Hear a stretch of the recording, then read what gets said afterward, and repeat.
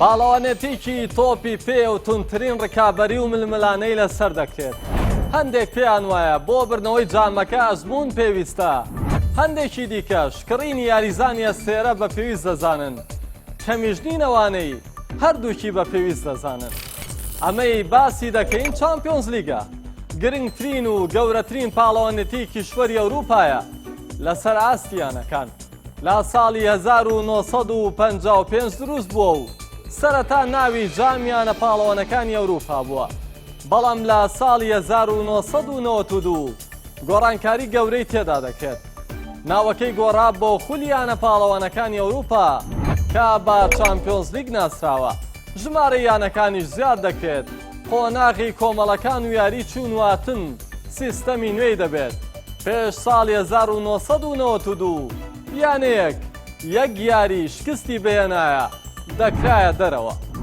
بیرۆکەی جامەکە لە ساڵی 1954 بۆ یەکەم جار گابرێل هانۆتی ڕۆژنامەنووسی فەڕەنسی لە ڕۆژنامەی لیکیب پێشنیازی بۆ خولێکی ئەوروپی گەورە کرد. لە ساڵی 1955 یوفا پرۆژەکەی پەسەند کرد. لە یەکەم وەرزیدا تەنیا 16 یانە بەشداریان کرد. دیارترین یانەکانیش ڕیال مەدرید و ئایسی میلان و ئایندهۆڤن و سپۆرتینگ لیژبۆنە بوون. یانەکان ئینگڵتەرا لە یەکەم وەرزدا بەشداریان نەکرد. ئەو یانانەی بەشداریان کرد مەرج نەبوو کە پاڵەوانی خولی وڵاتەکەیان بوو بن. یانەی ڕیال مەدرید لە یاری کۆتایی لانەی ستاد ڕیمسی فەڕەنسی بردەوە و بۆ پاڵەوانی یەکەم وەرزی جامیانە پاڵەوانەکانی ئەوروپا. لە ساڵی 1950 فڕۆکەی مانچستەر یونایتد لە سربیاوە لە یاریشیانە پاڵەوانەکان دەگەڕێتەوە. لە شاری میونخی ئەڵمانیا فڕۆکەکە خۆی دەکێشێت بە بینایەکدا و دەکەوێتە خوارەوە. دەست بەجێ حەوت یاریزان و ڕایەنەرێک و چەند ڕۆژنامەنووسێکیان لەدەست دەدەن. لە نێوانەی گیانیان لەدەستداوە دونکان ئێدواردسی بوونی دەبێت کە یاریزانێکی زۆر باشی ئەو کاتەی مانچستەر یونایتد بووە. دوای 10 ساڵ لەو کارەساتە مان یونایتد توانی نازناوی جامیانە پاڵەوانەکانی ئەوروپا بەدەستبێنێت. کارەساتی هیسێڵ ئەو کارەساتەی هاندەران بوونە قوربانی. لە یاری کۆتایی ساڵی 1985 لە شاری برۆکسل و لە یاریگای هیسێڵ هاندەرانی لیڤەرپول با لێشاو چوون یاریگاوە و ئەو سیاجەیان لابرکە لە هاندەرانی یوڤانتۆس جیای دەکردنەوە. ئەمەش بۆ هۆی دارمانی ستاندێکی یاریگاکە و 39 هاندەرجیانیان لەدەستدا کە 32یان هاندەری یوڤانتۆس بوون. سەرڕای کارەساتەکە بەڵام یاریەکان جامدرا و یوڤانتۆس با تاکە گۆڵێکی میشێل پلاتینی توانی یاریەکە بەرێتەوە و نازناوەکەیان بەرز کردەوە.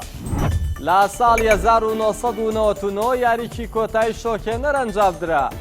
بایرن میونخ لە خولەکی 6 گۆڵێکی لە مانچستەر یونایتد تۆمار کرد، بەڵام لە خولەکەکانی 91 و 93دا بە 2 گۆڵ مان یونایتد نازناوەکەی بۆ خۆی ڕفاند و لەو یانەی بردەوە. لە ساڵی 2005دا لە گێمی یەکەم ئایسی میلان 3 گۆڵی لە لیڤەرپول تۆمار کرد. یاریزانانی ڕۆسۆنەری باز لەوە دەکەن لە پشووی نێوان جێمەکان باسییان لە ئەنجێڕان بۆ نازناوەکە کردووە، بەڵام دوایەوەی دەستنەوە یاریگا لە گێمی دووەم لیڤەرپول لە 15 خولەکدا 3 جار گۆڵ تۆمار دەکاتەوە.